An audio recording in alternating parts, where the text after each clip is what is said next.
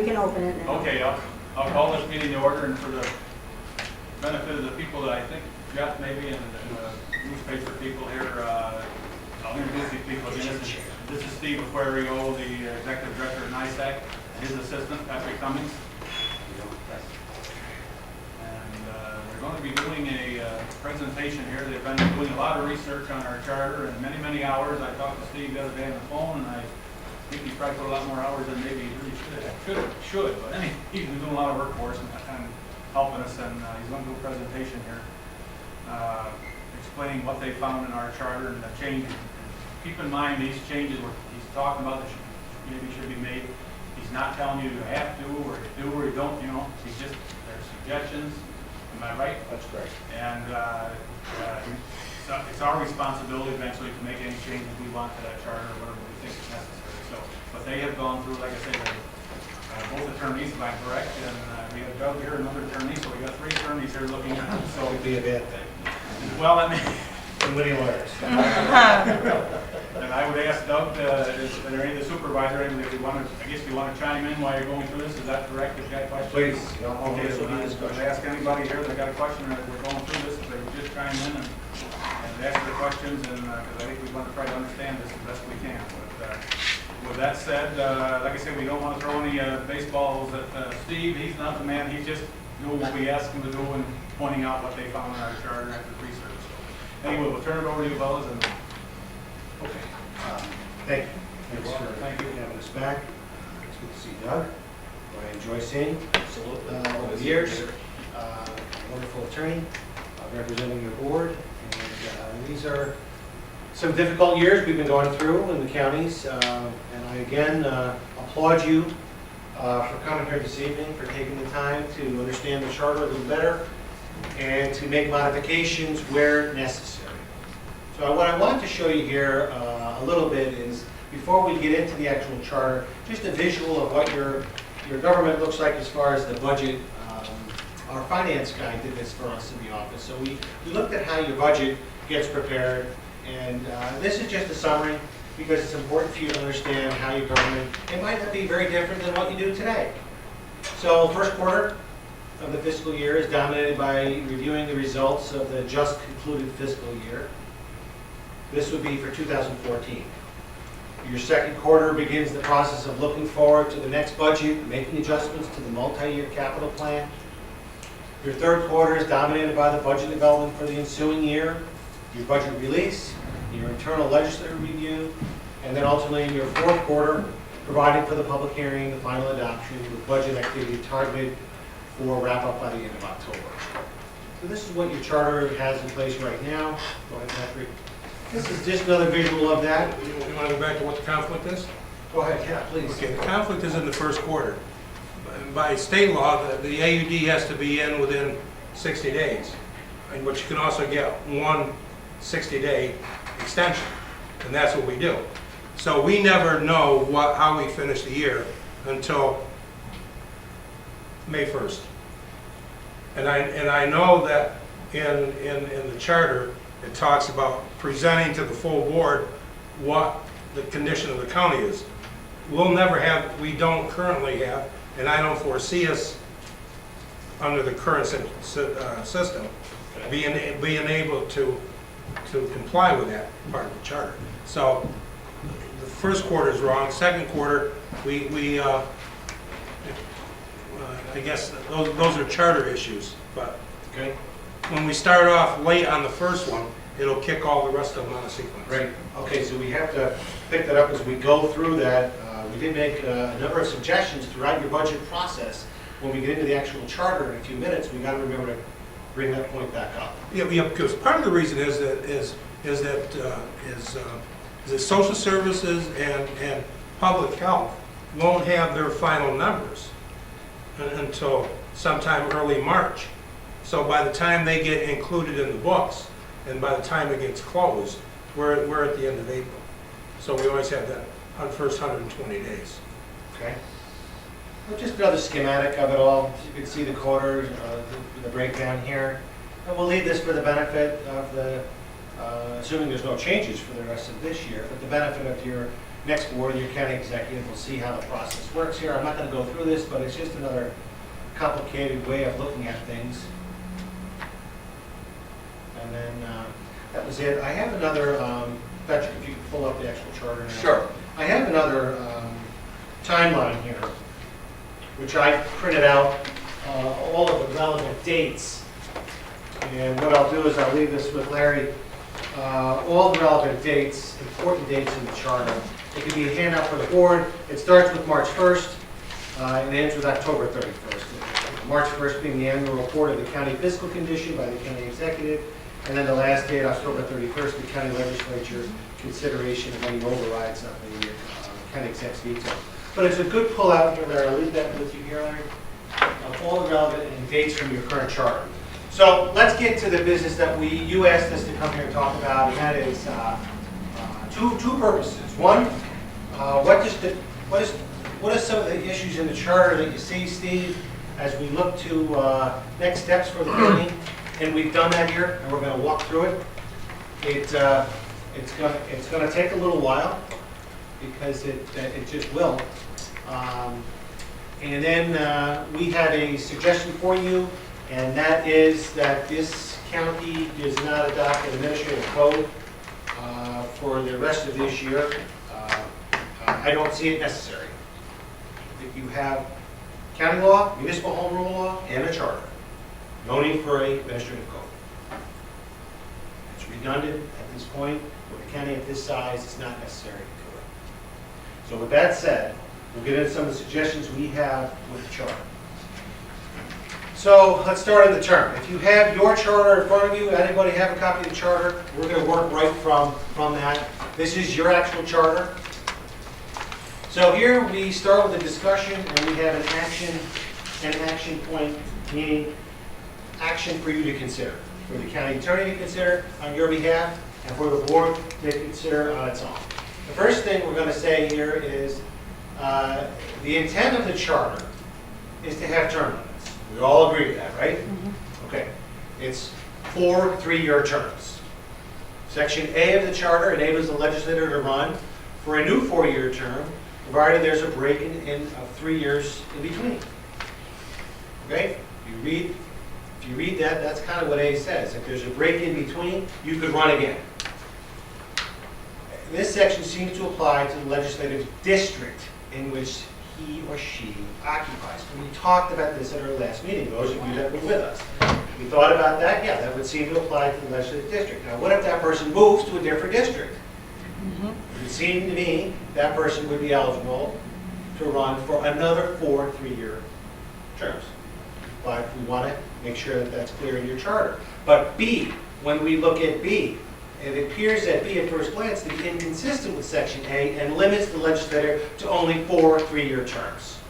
So our action to you, recommendation to you, is to decide what you meant by that. That the board may need to determine the intent of this section and to amend if necessary to ensure clarity in the language. Up to me, I would think that if you move to a different district, you're certainly eligible to run. It runs with your district. That would, to me, be reasonable in interpretation. So that's the first thing.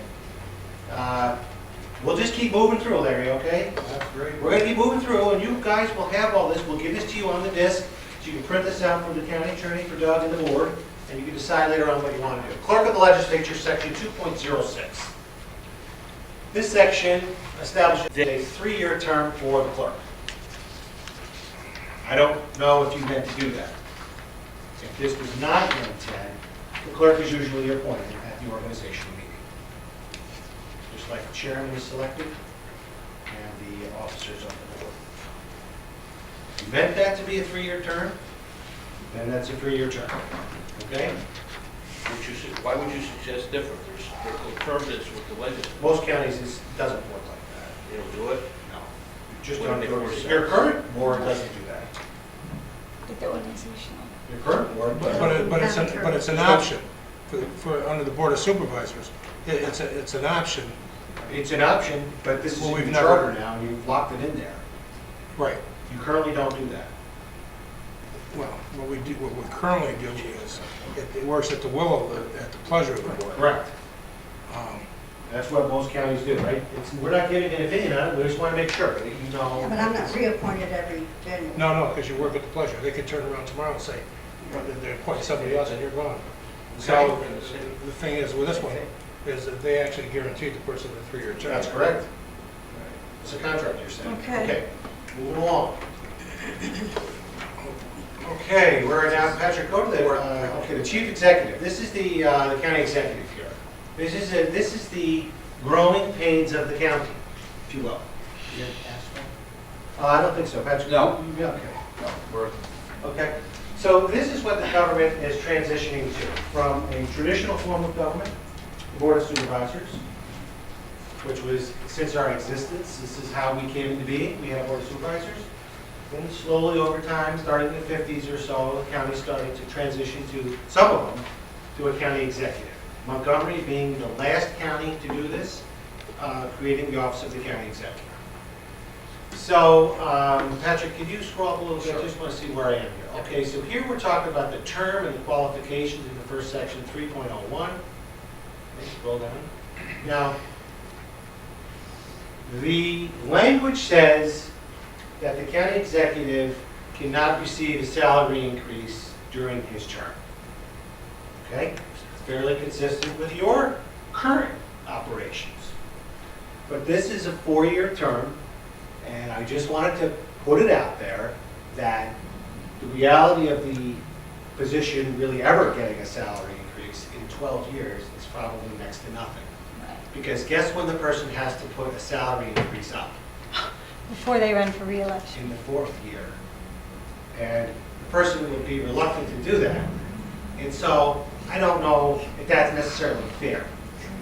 But that's up to you. So I'm just going to suggest for discussion that you could put in place a schedule consistent with the municipal home rule law based on years of service.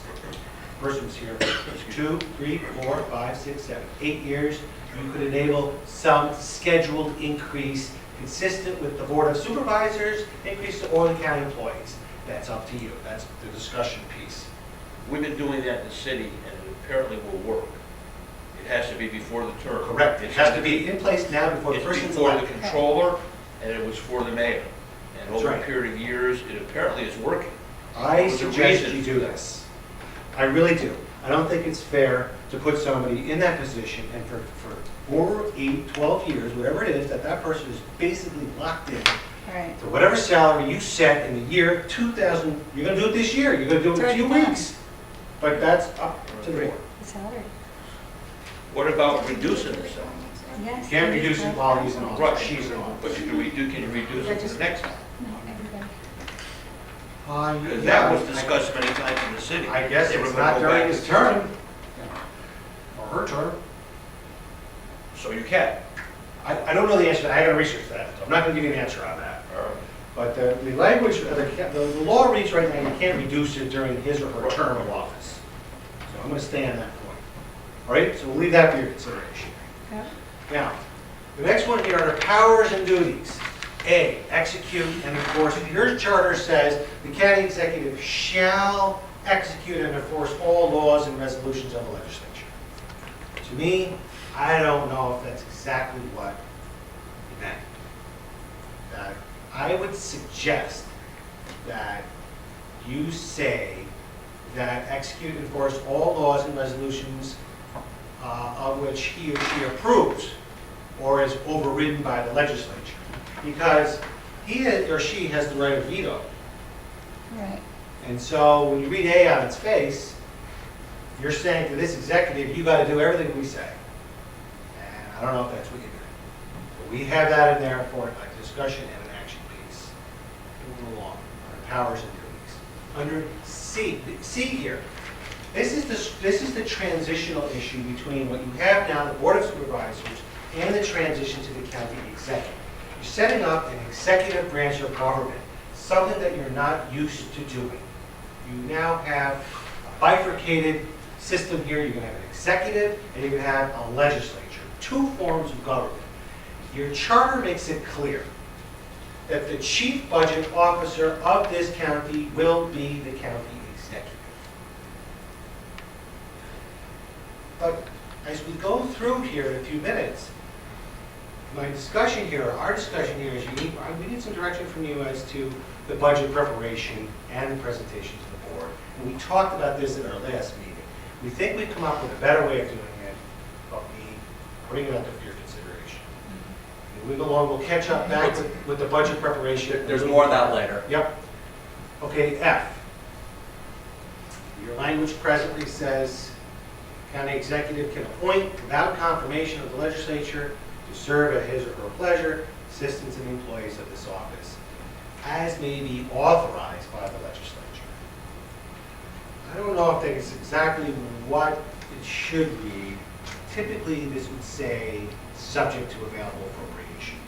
Because you don't want the executive dictating to the board, your employees, and vice versa. You might not want to expect the county executive to need your authorization to hire Sally to be the executive's assistant.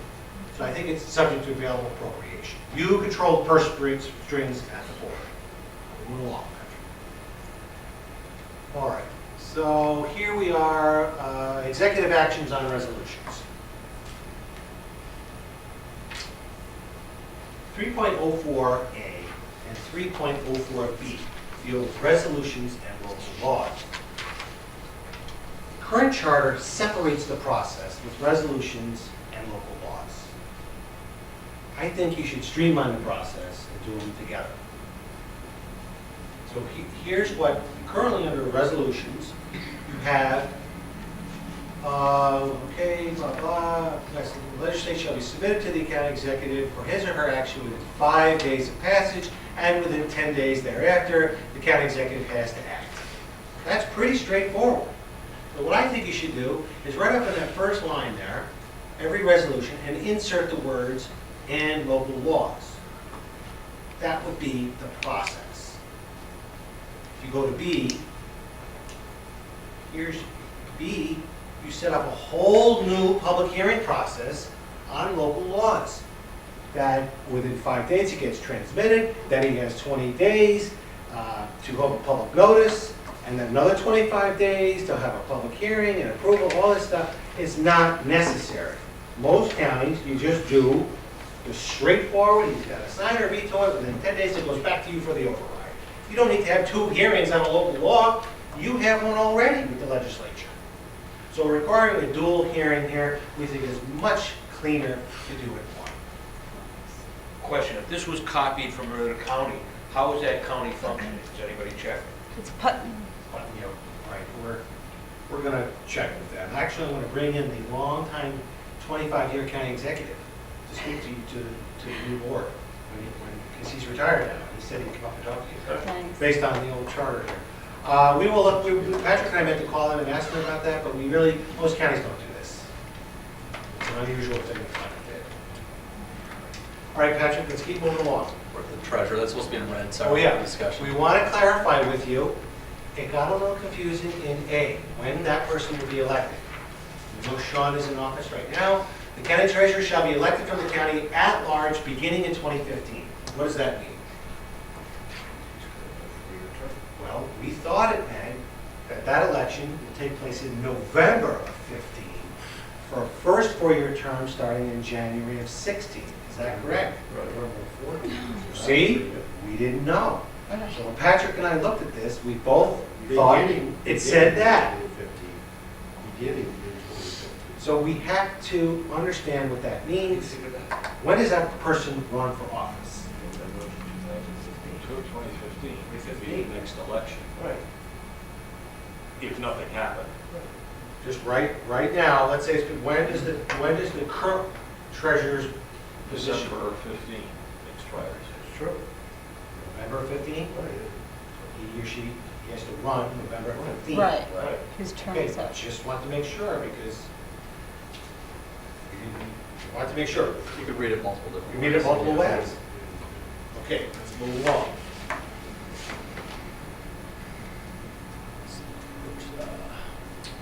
You thought under the purchasing agent that you seem to have some unnecessary restrictive language in the charter about the qualifications. Didn't know if that was something that you really needed to have in there. The discussion we have here is that it could restrict the ability to retract and retain the staffing for this. We do believe that the human resources qualification process to be implemented by the county executive for all job titles and the vetting by the county legislature will ensure that a suitable candidate is put in the position of the purchasing agent. Right, We have that language, we flag that. good. Oh, yeah. This was another one we pulled here under the powers of duties of the purchasing agent under C. You are sort of saying the county of Montgomery shall make purchases for the municipalities upon the request of that governing body. We didn't know if that's what you really meant. So we want to flag that for you. Just more information. Somebody asked. We're not against any of this, we're just putting it out there. May. May. Should be a May. Okay, so moving along. Department of Personnel, Department of Personnel, Financial Control, your operating budget. All right, so, okay. So, we consulted with our financial expert in our office, Dave Lucas. He went through here, and we looked at how your current process is, and then we thought about some suggestions. We think because your earlier language said the county executive, which is typical in every charter county, the chief budget officer is the county executive. That's standard. But then, as you went through this process before, you muddled it a bit with the treasurer. So we have recommended some discussion pieces here. And so Patrick, scroll up a little bit so we can see where this fits in. So preparing the budget. Number 3, submissions of the estimates, appropriation request on or before the 15th day of July of each year or earlier as the county executive prescribed. The head of each unit shall furnish to the county executive or appointed designee. Let's keep it clean. Right. Let's not mix it up. Right. The functions of the treasurer, the functions of the executive. So the note here is under Article 3 of the charter, you've said that the person is the chief budget official. Requiring a separately elected treasurer to prepare the county budget creates confusion. Let's scroll forward a little bit. Okay? That's the first thing we found. So then under the next paragraph, the last sentence there, estimates shall be submitted in such form as containing additional information as the county executive shall require. And then we're making a note here for you to consider. While it's not necessary, we are suggesting that you put in your charter, or consider otherwise, a multi-year budget estimate, which gets the dominant thing here a little bit. We believe that better budgeting, and the state controller strongly agrees, as does our governor, that multi-year budgeting is better. It's more predictable for the taxpayers and the board and the departments. So you could be one of the first counties to come out and do this. That put in there a multi-year budget estimate, be part of the process.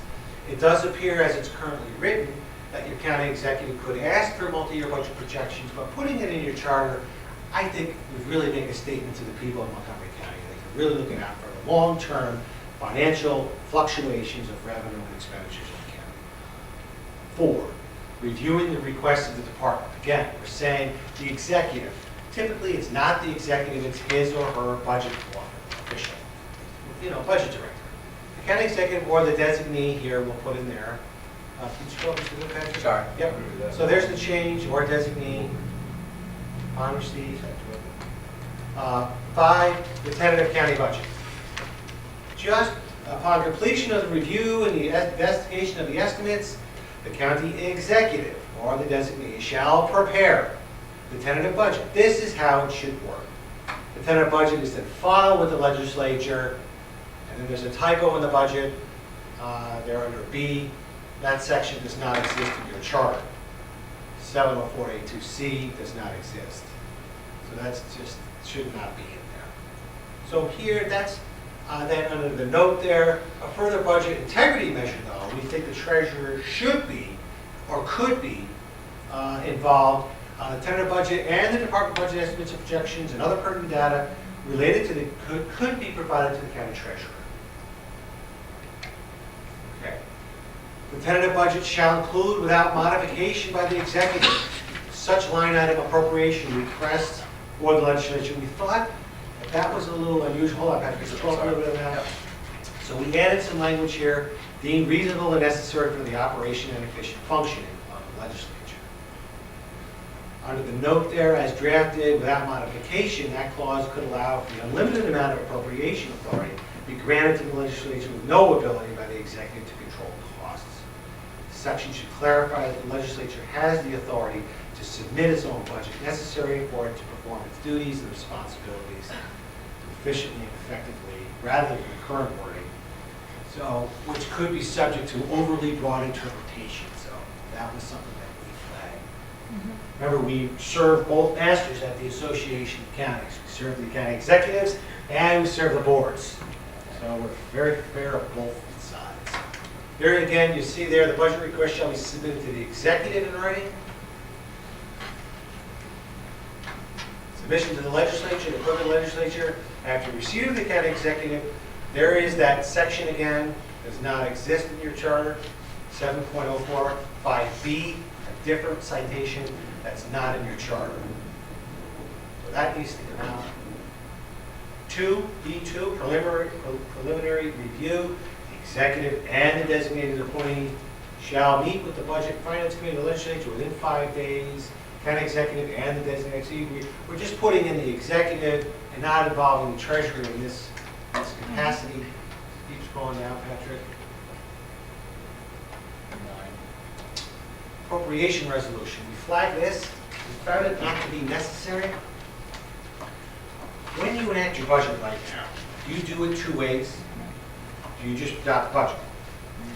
You do it 2 ways? We thought this was not necessary. Upon adoption of the budget, that ought to be sufficient right there. You're saying that the legislature shall adopt an appropriations resolution. So we didn't know if that was necessary. We thought once you enact the budget, discuss it, negotiate it, approve it, it's done. Right, so we suggest you take that out.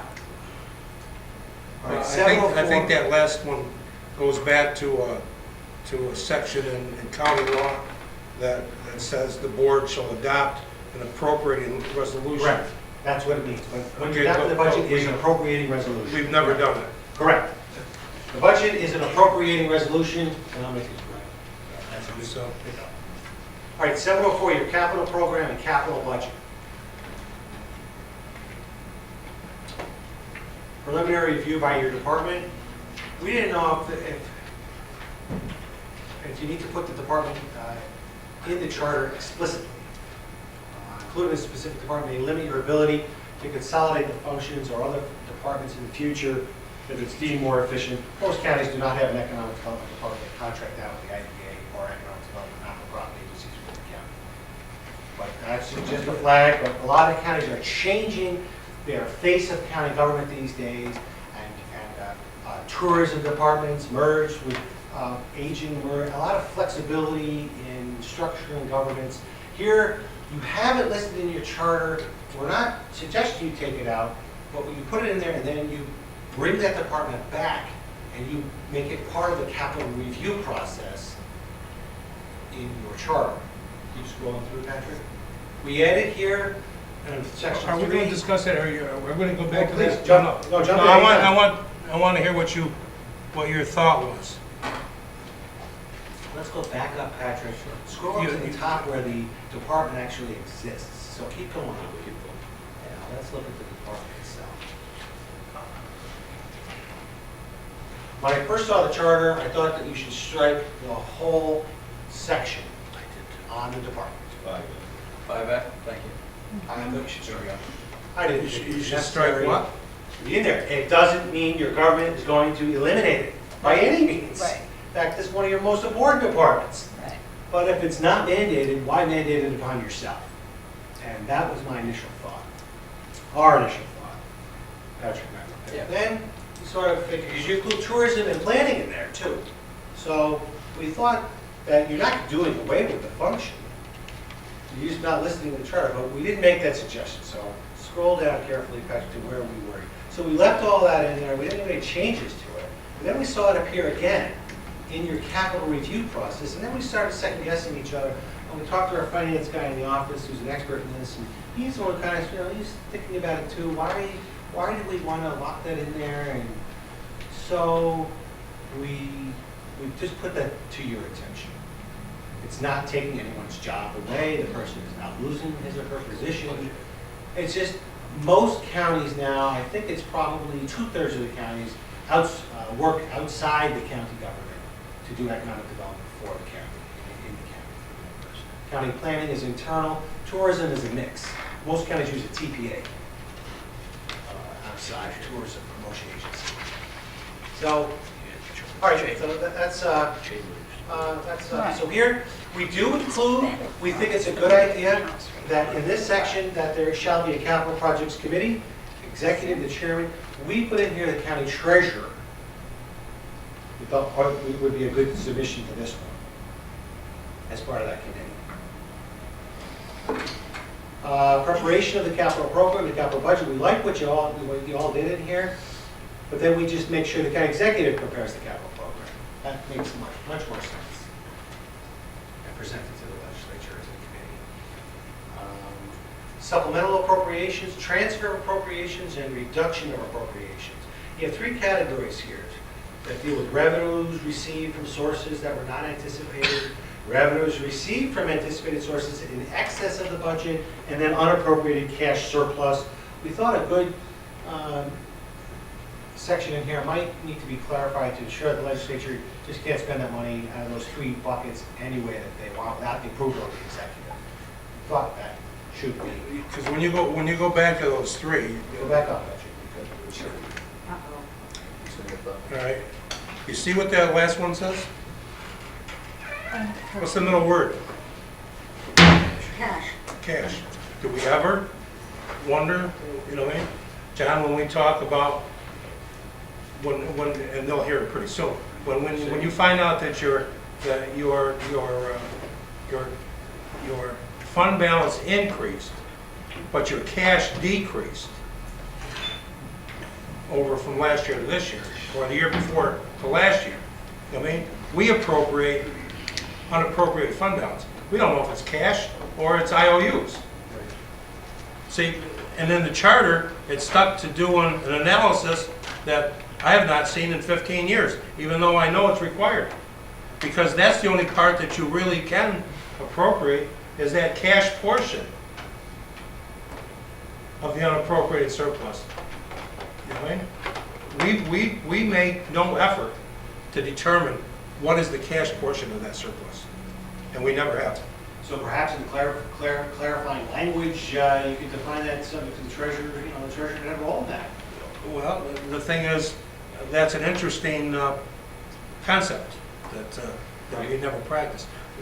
And the other two, are basically from Article 7 of the county law, but. All right, scroll down, Patrick. So we put some language in there on 706. Where are we, Patrick? We were on, 706 and the note on that. Yep, we did the note. Okay. Financial reporting. This section in 7.08 does not exist in your charter. So it's talking about there, it just needs to be removed. We do put in there, if it is deemed that the county treasurer should prepare and submit an annual report, that authority should be spelled out. That's a typo, annual, and that should just be A-N. So on or before the 15th day of March, the executive shall present a state of the county address. Can you go up a little bit, Patrick? Sure. State of the county address. This report will include a review of the important highlights of the annual report submitted by the county treasurer. Now, then we're saying here, if it's deemed that the county treasurer should prepare its annual report, that authority should be spelled out. So we did make a reference in there.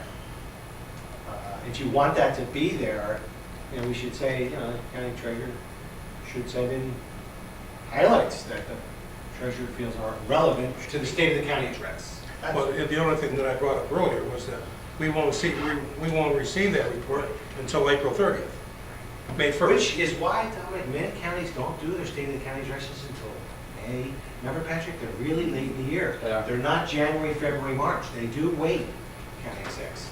Maybe that's a reason why they wait so long. Yeah, because of I often wondered why they do them in June. That makes sense. All right, Department of Law. Doug's favorite section, I'm sure, as the county attorney. The great county attorney in Montgomery County.